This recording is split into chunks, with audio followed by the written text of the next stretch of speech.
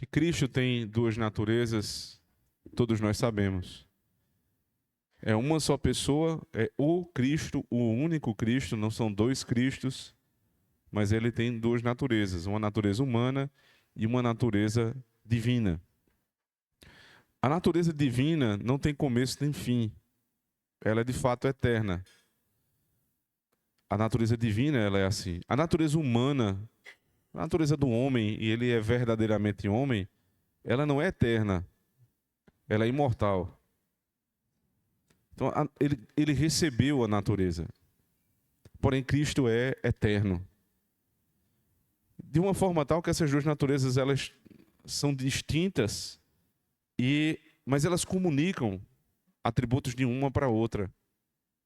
Elas têm essa capacidade. Mas não há confusão das duas naturezas. É um único Deus. Como homem, Cristo não pode saber todas as coisas. Mas como Deus, ele tudo sabe. Então, encarnado como homem, muitas vezes ele revelou coisas que homens não podem saber. Como é que isso é possível? Ele tem duas naturezas.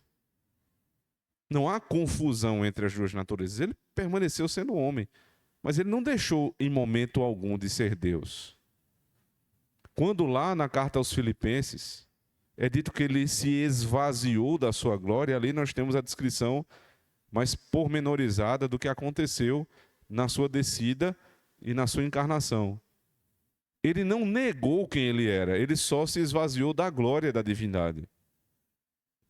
Porque o fato de Deus, que é um Deus infinito, ter que ter um corpo, isso é um esvaziamento de glória.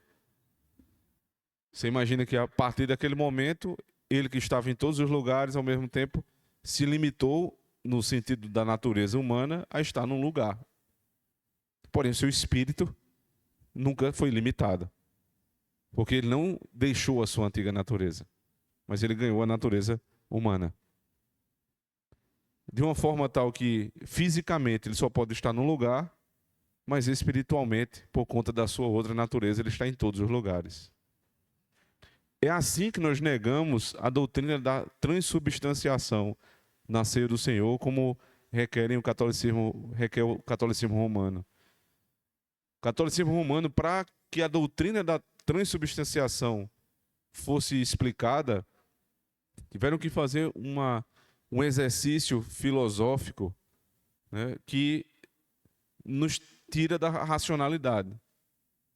Porque a racionalidade nos ensina que um corpo não pode estar em dois lugares ao mesmo tempo. Mas na doutrina romana, há uma confusão tal que o corpo de Cristo está no céu, como ele de fato está, mas está também em todas as igrejas em que a Eucaristia está sendo ministrada naquele momento. A pergunta é, um pedaço de Cristo em cada lugar ou Cristo todo? E eles vão começar a explicar de maneira filosófica que o Cristo está em todos os lugares ao mesmo tempo. Nós cremos que ao tocarmos o pão, a comermos o pão e a bebermos o vinho, nós estamos sendo verdadeiramente alimentados de Cristo. Nós não somos batistas, nem pentecostais, para achar que aquilo ali é é apenas um memorial. Não, senhor. Nós temos um sacramento. Nós temos uma refeição pactual. Nós temos a presença real e espiritual de Cristo.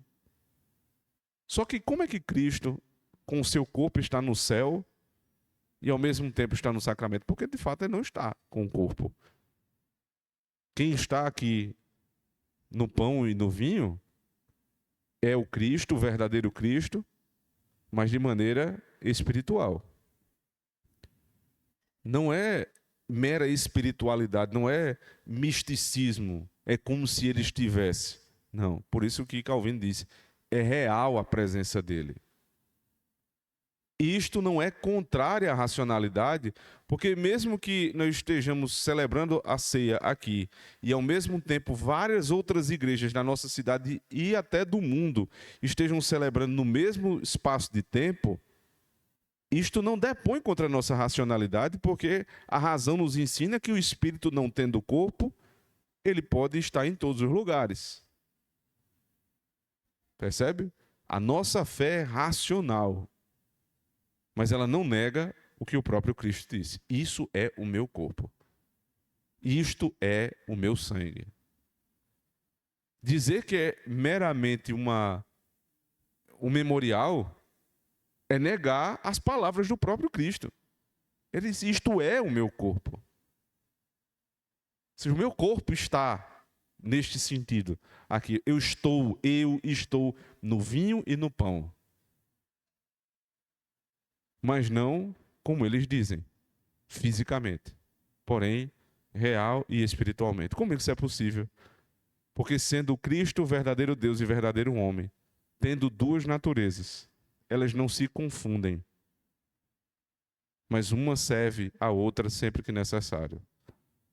O verdadeiro Deus, na segunda pessoa da Trindade, ele é Deus e homem. E ele precisa ter estas duas naturezas para que ele nos sirva como o verdadeiro Redentor. Amém.